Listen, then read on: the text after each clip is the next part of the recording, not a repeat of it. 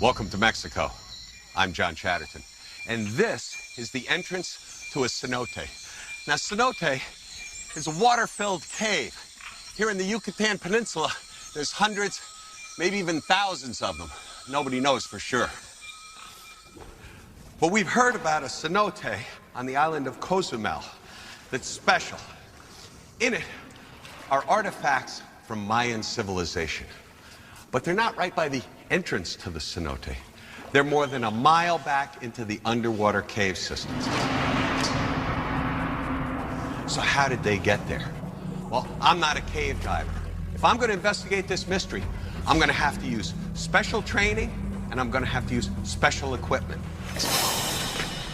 Now, if I've got to go through all this to get to the site of these relics, then how did the ancient Mayans leave evidence of their civilization more than 1 mile back into an underwater cave system? The cave system of Cueva Quebrada extends for miles under the island of Cozumel, just off the east coast of the Yucatan Peninsula. For years, Cozumel has been a mecca for sport divers who flock here to visit one of the largest coral reefs on the planet. What's less well known is that there is a maze of underwater caves that snakes through the rock under the island.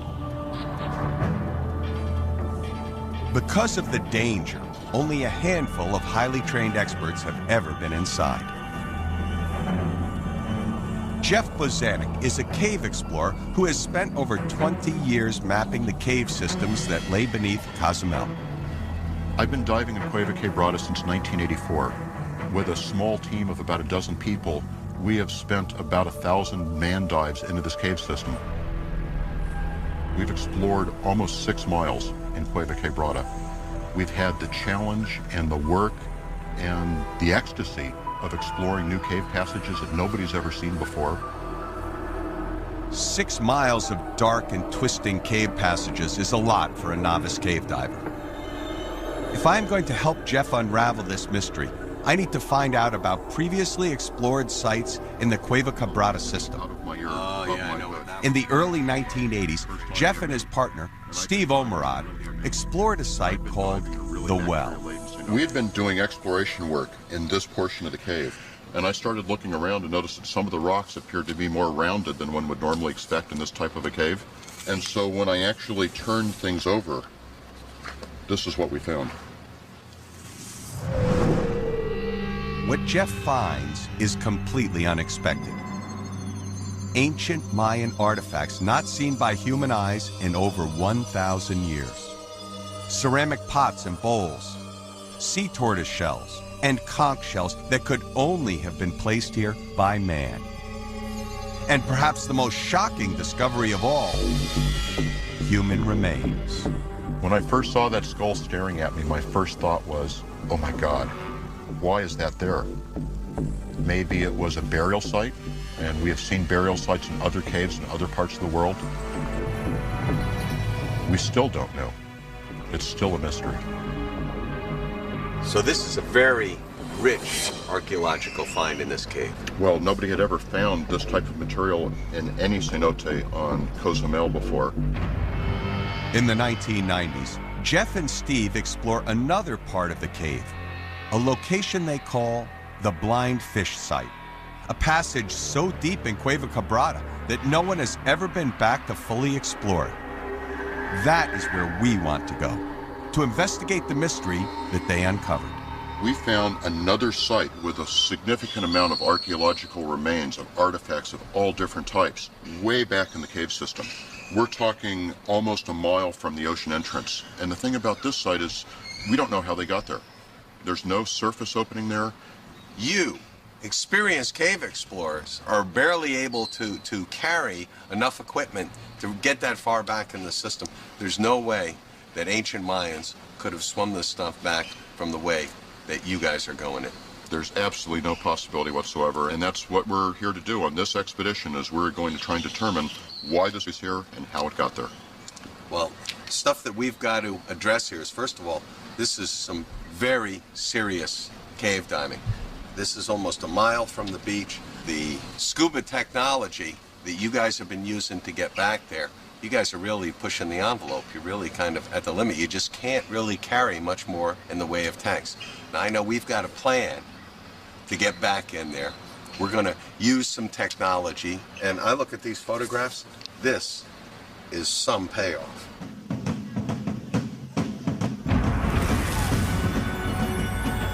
Mayan civilization flourishes from 1500 BC to 1500 AD, when the Spanish first arrive in Mexico's Yucatan Peninsula. The conquistadors find a complex civilization with large and sophisticated cities that extend through present-day Honduras, El Salvador, Guatemala, Belize, and Mexico. The Maya in the area of northern Yucatan really begin to flourish after 500 AD. Well, this was a major civilization. Huge centers, cities with public buildings, developed kingship, nobility, a class structure, important sporting events, stadia that hosted these things. They are the one culture in the New World that there is absolutely no question, but these people did have a fully efficient writing system. Ancient Mayan art depicts warfare, kings, gods, spirits, and human sacrifice. Most people tend to picture human sacrifice in terms of heart extraction, which is so famous. But the Maya were a very inventive people, and they had any number of ways of killing people. We have sacrifice by arrows. They use arrowing people, killing in their chest with arrows. They use also the decapitation. Also, they practice the disemboweling of bodies with obsidian knives, basically taking out all the intestines and all the forms, and that was another way to produce a lot of blood.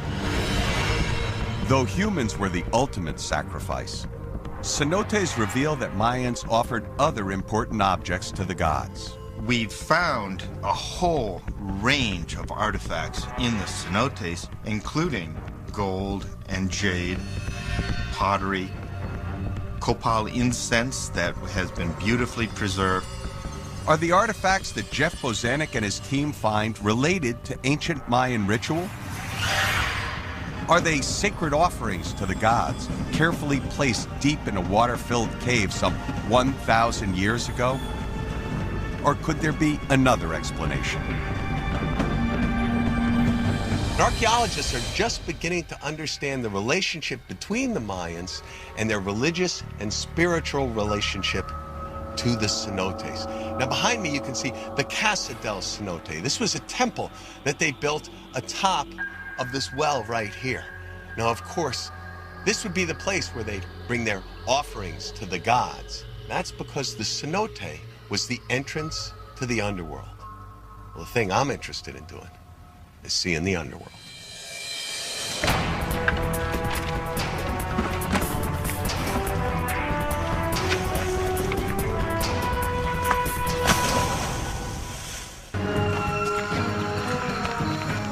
We're on the Yucatan Peninsula of Mexico, preparing to dive one of the most dangerous and mysterious realms on the planet, the cenote, doorway to a water-filled underworld.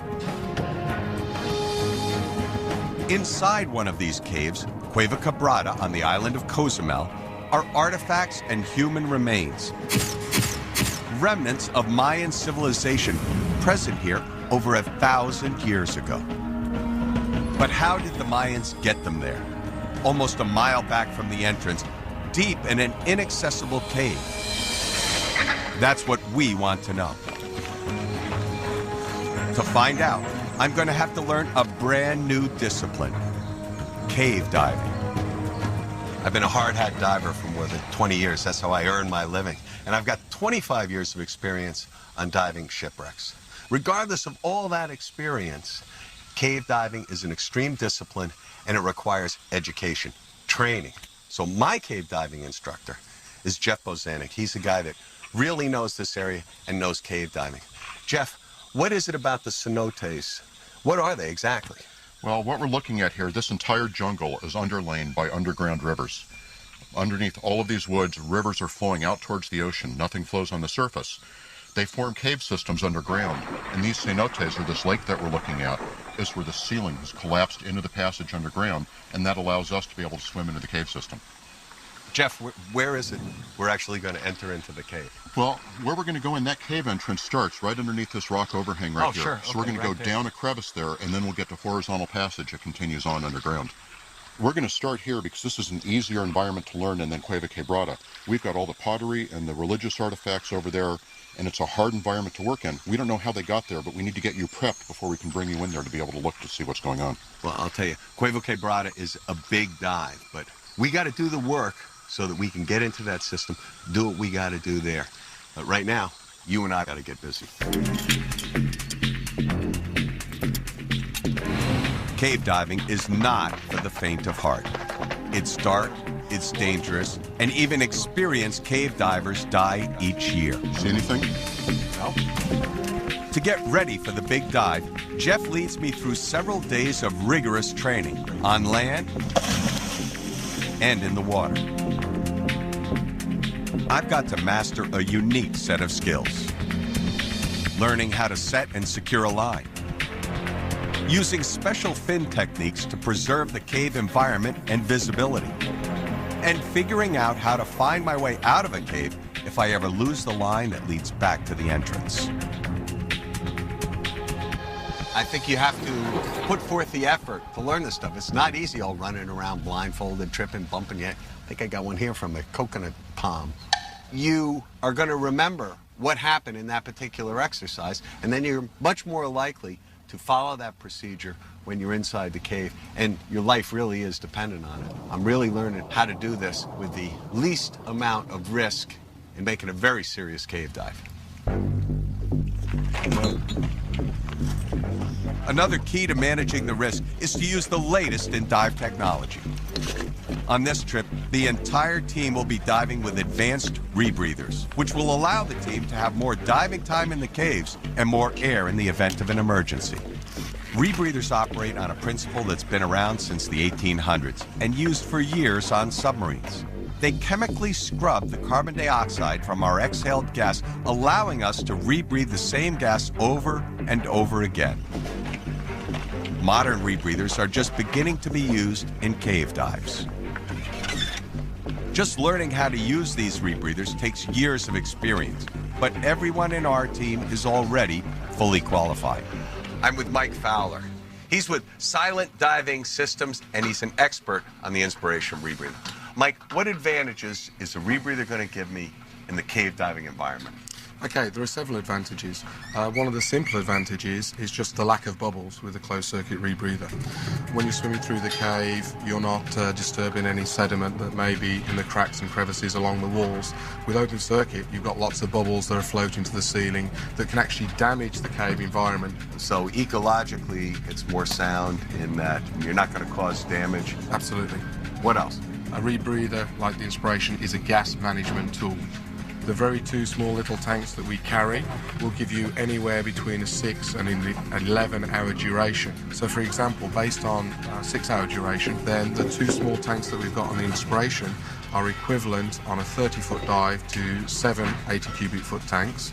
On a 100-foot dive, you're looking at 13 80 cubic foot tanks. And if you go to 250 feet, you're looking at somewhere in the region of 27 80 cubic foot tanks.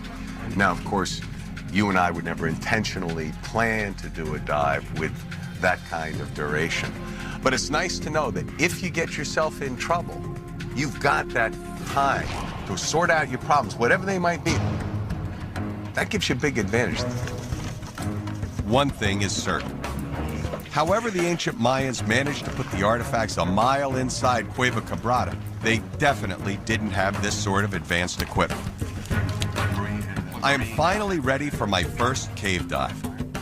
Jeff Bozanic has selected a relatively easy but spectacular cavern dive called Dos Ojos, Spanish for 2 eyes. Okay, let's go over just a brief review of the hazards that we're going to try and work around.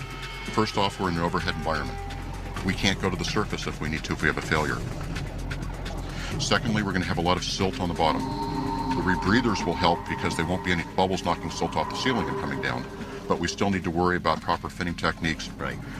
We have in these caves a lot of very fragile, delicate geological formations called stalactites and stalagmites that took millions of years to form. All it takes is one simple push, and those will come toppling over. Is anything new? Is there anything I'm going to see that we haven't covered? The one thing you haven't seen before that we talked about briefly is that throughout this entire cave system is what's called a halocline. And a halocline is a difference in salinity in a very short distance. We actually have two different water masses sitting on top of each other, fresh above salt. And when we swim through that interface, the waters are going to mix and the visibility is going to get very poor. Should we get our gear ready? Let's go. This is going to be a great time.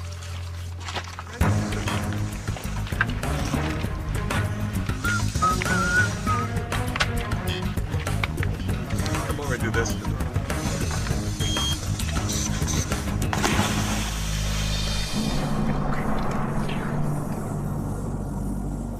Visibility is absolutely incredible. Pretty interesting overhead stuff here, too.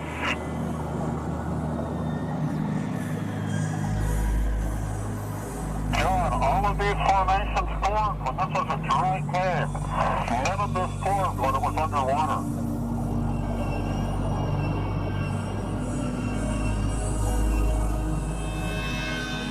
Now that I'm seeing this strange new world for the first time, I understand why the Maya think underwater caves are a spiritual place.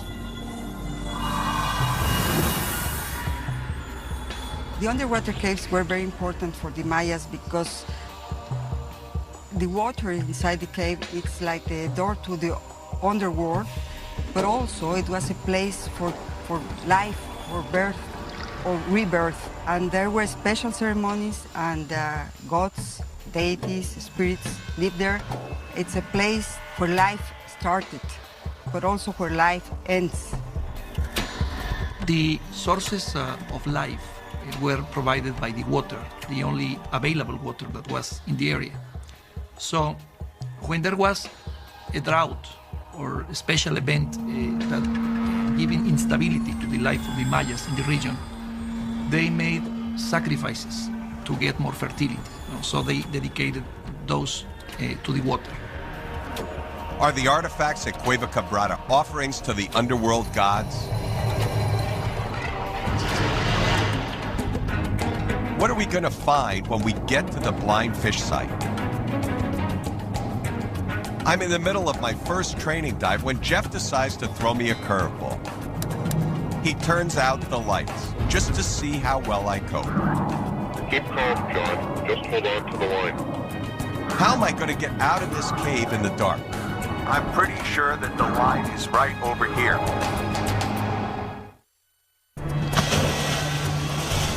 Under the Mexican island of Cozumel, a river deep inside a winding cave called Cueva Quebrada, divers make an amazing discovery in 1991. Ancient Mayan artifacts and a human skull. I see light. That's a hell of a welcome sight, isn't it? Yeah, it looks pretty good. To prepare for the Cueva Quebrada dive, I'm practicing a lights-out emergency drill with my cave instructor, Jeff Bozanic. Even with 25 years of wreck diving experience and days of cave training, the underground world is a very hazardous environment. When you are diving a shipwreck, you are constantly in touch with the wreck itself. But in cave diving, you never place your hands anywhere. One little touch can cause rock formations to crumble. And in a cave, going directly to the surface is simply not an option because you've got a stone ceiling overhead at all times. So the most important task is to keep track of your guideline. Keep in contact with it at all times. It's your lifeline, your only way out.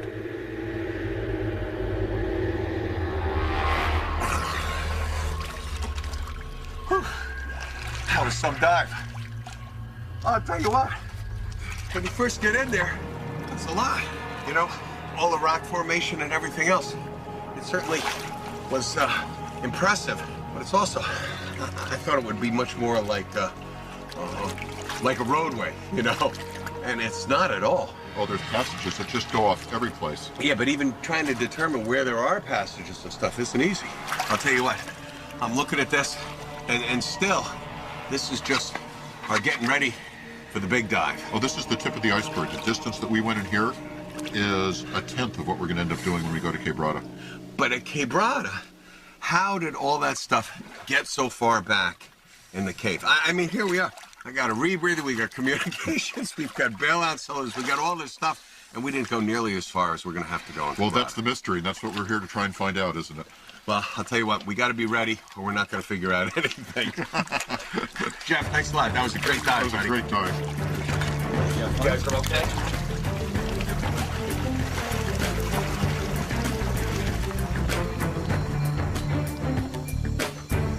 All this training so I can help solve the mystery of how and why Mayan artifacts were placed at a site called Blind Fish, deep inside the Cueva Quebrada over 1,000 years ago.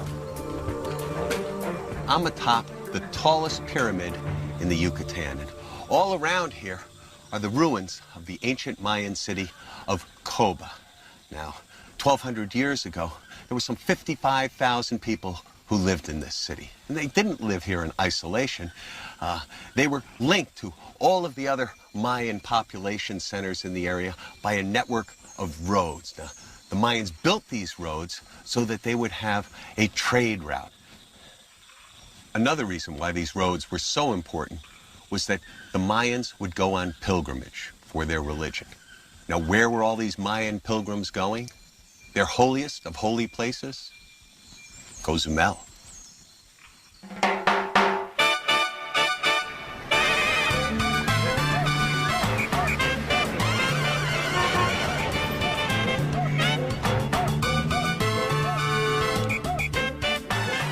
The Cueva Quebrada at Cozumel would have been particularly sacred because the entire island was sacred. The visitation was on such a scale that special roads were created across the Yucatan Peninsula that would end up on the coast just off the island. Cozumel was a very special site. It was a pilgrimage site. People were coming from far away, from the Gulf of Mexico all the way, or from Honduras, to see the Ixchel goddess. Ixchel is the moon goddess, a weather goddess, the goddess of fertility and childbirth and medicine. She is believed to live in water-filled caves on Cozumel, and it is here that Mayans placed their offerings to her. We know that the moon goddess was particularly the goddess that one prayed to for children. And so it may have been that barren women were coming to the island asking for help in becoming pregnant. The goddess Ixchel, and is strongly linked to water because she can control the sources of water in the underground.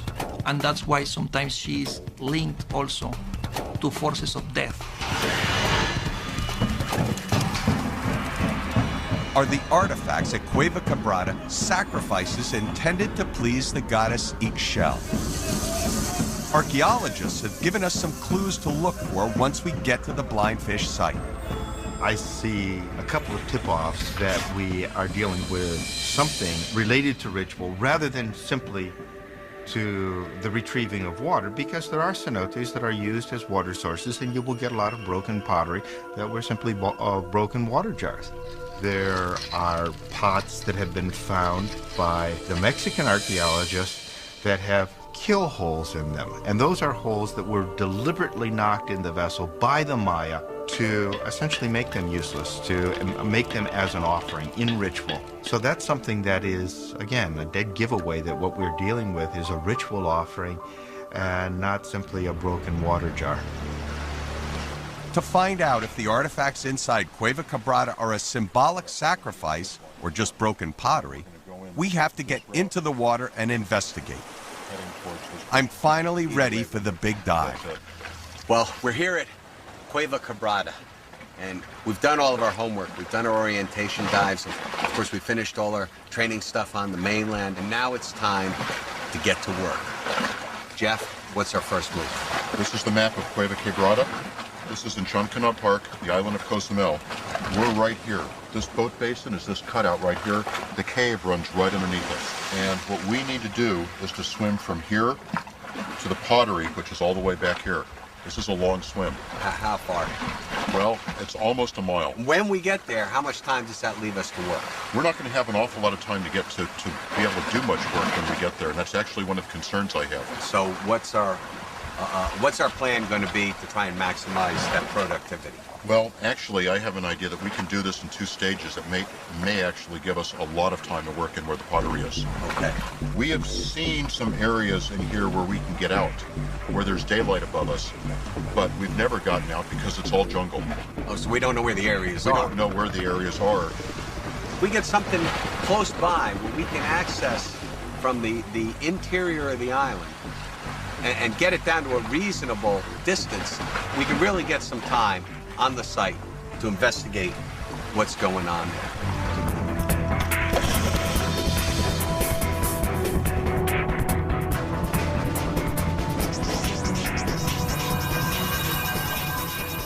We are swimming deep inside Cueva Quebrada when Jeff spots light from a small opening in the cave ceiling. If this opening is accessible from the surface through the jungle, then we will be able to cut almost 3,500 feet off our dive, several hours of swimming. This could be a great shortcut to the blind fish site, and it will give us more time to investigate the artifacts. The hard part will be finding this hole on the surface through miles of dense jungle. We're underneath the island of Cozumel, Mexico, deep inside the Cueva Quebrada cave system. After swimming for almost 2 hours, we are still over an hour away from the blind fish site. We decide to find a shortcut. Geologist Jeff Bozanic has located a small opening in the cave ceiling. If we can find this same opening up top by hiking through the jungle, we will be able to carry in our gear and use this opening as our entry point for the blind fish site. Starting our dive from this opening in the jungle, rather than back at the main entrance of Cueva Quebrada, will shorten our dive time to the blind fish site by several hours and thousands of feet. Less time swimming and more time investigating will help us solve the mystery of how these Mayan artifacts from 900 AD got so far back into this cave. How far did you estimate that we went? About 3,500 feet until we found that daylight out in the jungle. Seemed like a lot more than that to me. As far as we went, I was perfectly happy to call it a successful dive and turn around. It's a lot of work. It's a lot of time. And I don't think I'd want to do that every single time we wanted to get to the site. We've got a shortcut now. We're going to take it. Even with a possible shortcut, swimming to the blind fish site is going to be a serious cave dive. Is it possible that an ancient Mayan could jump in the cenote that we're going to and have swum underwater to the place where the artifacts are found in the cave? John, that cenote that we found today is still more than 1,000 feet from where those artifacts are. And There's water no way. elevation doesn't play a role in this. The water would have been at the same level. The Mayans, there's no way the Mayans could have swum that or walked it. We still have to figure out how that pottery got there. So it was. Geologists now believe that the water table during the Mayan era was as high as it is now, which means that Cueva Quebrada would have been completely submerged, and anyone trying to swim inside the cave would have had to hold their breath while swimming at least 1,000 feet, a physical impossibility. This mystery will take investigation on land as well as in the water. Yesterday, we were able to locate a spot from within the cave that we felt might have an exterior access that we could use. Steve went in, located that on the surface. I took some of your dimensions and compass coordinates, and we took our old map and figured out to try to find a place off the road where we could cut a trail back. We were like 10 feet away and couldn't even see the water, and finally we broke through and found the spot where the water was.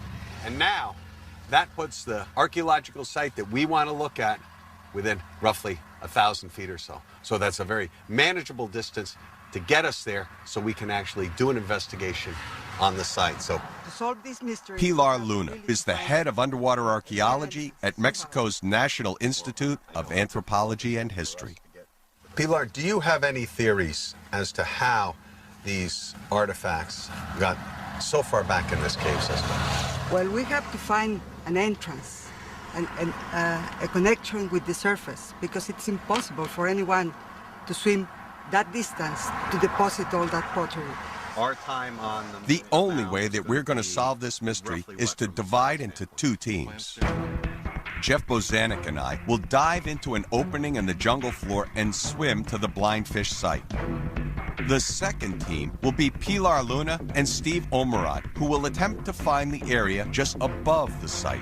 Now, Steve, you did a real good job with hooking us up with this cenote here. So you're going to be a topside guy for this? Sounds like we're going to grab a machete and compass and the GPS and head for the jungle. I'm so glad to be on the diving end.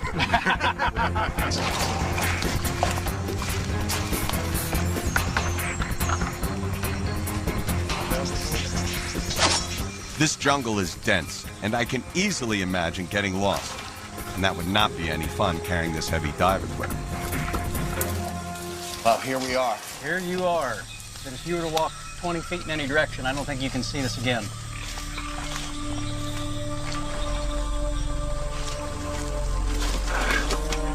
Glad you get that off my back. So, we'll get the GPS warmed up here, let it find some satellites. Everything was like...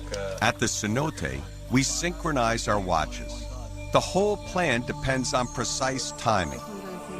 Steve and Pilar will walk to the coordinates we think match the site and listen. At exactly 30 minutes into the dive, Jeff and I will pound a steel rod into the roof of the cave. Break out of the trail. There's no visible opening to the surface, but if Steve and Pilar can hear the pounding and pinpoint our location, they will be able to investigate the surrounding area and look for clues as to how the Mayans placed artifacts into the cave 15 feet below the jungle floor. This is it. This is the big dive. We're going to try and pound that steel rod up through the ceiling. Steve and Pilar are going to be topside. So if everything's coordinated and works, we should be able to figure out how this stuff got there, solve the mystery, and that's what it's all about. That's why we're here. Let's go get wet. Enough of this. We're going diving.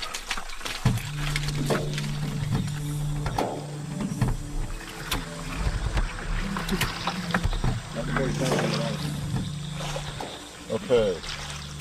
Start your watches.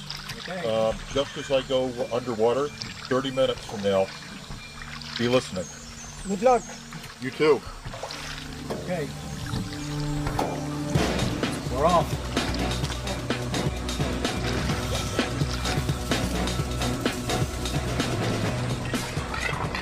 For the plan to work, Jeff and I have 30 minutes to get to the artifact site.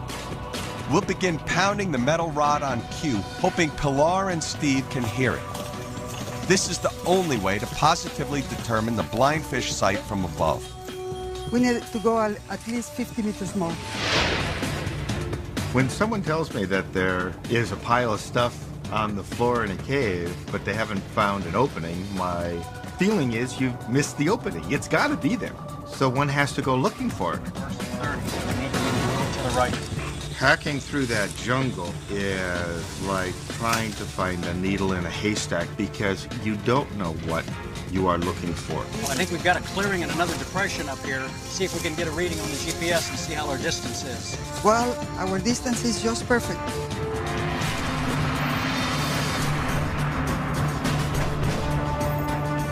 This is really something here, Jeff. Holy cow, look at him. We are swimming to a mound full of Mayan artifacts inside a cave under the island of Cozumel, Mexico. How did they get here? After days of training and practice dives, I'm about to see the Mayan artifacts for the first time. As geologist Jeff Bozanek leads me deeper into the passage underground. Fellow cave diver Steve Omerod and underwater archaeologist Pilar Luna are almost directly above us, trekking through the Mexican jungle to find the surface location above the artifacts.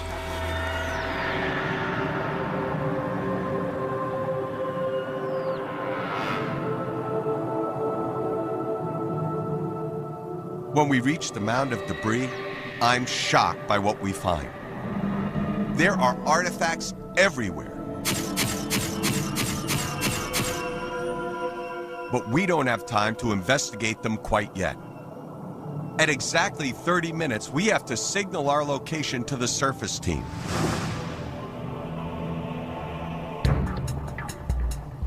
To do that, Jeff pounds a steel rod into the ceiling of the cave with hopes that the sound will echo up through the rock to Steve and Pilar above.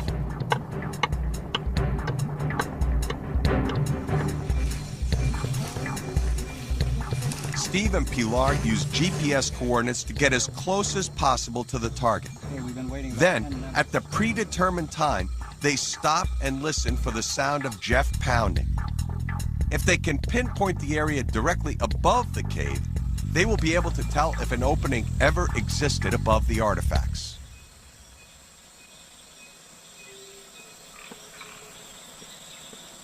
I think I hear something. Maybe it's Jeff. Yeah, he Here's should. some tapping. I think we're here. This looks like this really could be it. See, Steve, this is a depression in the terrain where the water fill in. Uh-huh. It should have been an entrance to the cave. And The thing what that's interesting about caves is they're fairly dynamic geologically.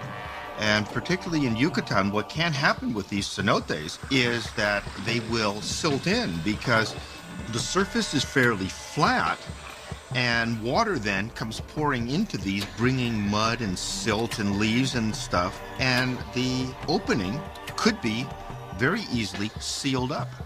There should have been the entrance right here. And through the ages, through the time, it has been closed. But that will explain why the artifacts are just below here. So they would have revered this one area. Deep within Cueva Quebrada, we have no idea if Steve and Pilar heard us. But we want to investigate the artifacts, so we head back towards the mound. As I first approach, it looks like a pile of large rocks. As I get closer, I realize that some of the rocks are rounded. They aren't rocks at all, but Mayan pots over 1,000 years old. Jeff finds a pot with holes on the bottom. These must be kill holes, holes punched directly into the pots to make them useless. There's no doubt that we are looking at Mayan sacrificial offerings, probably to the goddess Ixchel. Something catches my eyes. A rib bone. And then a long bone with a ball and socket joint lodged between some rocks. Perhaps these bones are remnants of human sacrifice. Anxious to tell Steve and Pilar about our findings, we head back to see if they found any clues on the surface. That's what I call a cave dive. Two big mounds. When you first look at it, it just looks like a big pile of brown rock. But as you start to look closer at it, you see all kinds of things mixed in with the stone that's part of this pile. Wow. I'll tell you what, that may be the most impressive thing I've seen underwater. We must have seen at least half a dozen pieces of pottery. All of those round shells that were about this big, I think are West Indian top shells. Those used to be used for food. They may have been left there as offerings. We had the conch that were there. And aside from all that, you've got bones. Now, I don't know whether those are from game animals or human bones or what, but I saw ball and socket joints. I saw what appeared to be ribs, maybe even vertebrae. A lot of stuff in that pile. Pilar, Still Steve. don't know how it got there. Well, fantastic. Coral, bones, pottery, conch shells. How did you guys make out? Well, we heard noise, so we think we found a very large dry pond, or what looked to be like it looked like a spot that would be like this, except the water's gone, and there was a lot of soil. I was able to get the machete down quite a few inches, almost a foot down into the soil, and as we know, this jungle, the soil is But so it very was shallow. dry? Yes. And you could hear pounding underneath Yes. you? Yeah, we finally heard it. I wouldn't say I was standing right on top of you, but we were able to hear some noise through the limestone. So this is going to be real exciting. Pilar, having looked at that site on the surface, just for the short period of time you're over there, what do you think? What's your opinion? The finding you just made and the found Steve and I made in the jungle as a dry pound proves that this cenote was a sacred cenote and Mayas were using it as a sacred place for offering.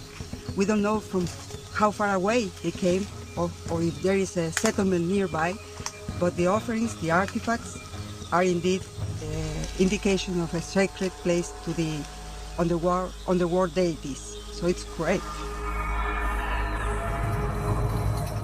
The kill holes in the pottery. The seashells a mile from the ocean. And the bones of what might be human sacrifice all had to have been deliberately placed inside the cave by the ancient Mayans.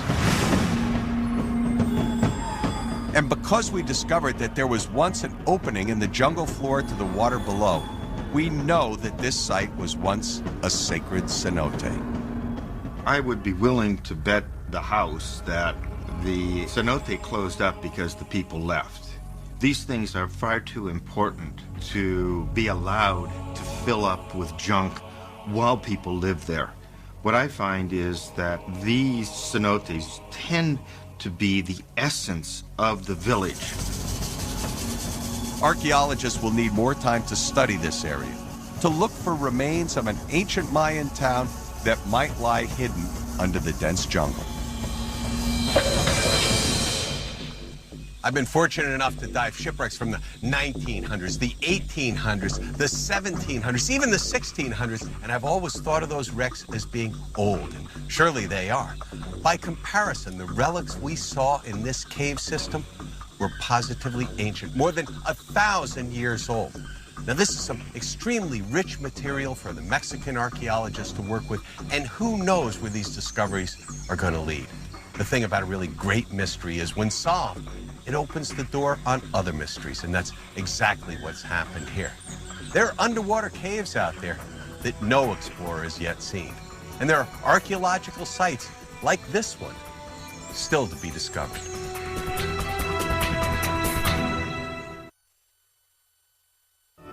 "700 years ago, Timbuktu was once a thriving metropolis on the edge of this massive desert. It was a very vibrant place, a very cosmopolitan place. Now it's one of the poorest places on Earth. What happened to this city and the dozens of others that once thrived? The Sahara, tomorrow at 10 on HI.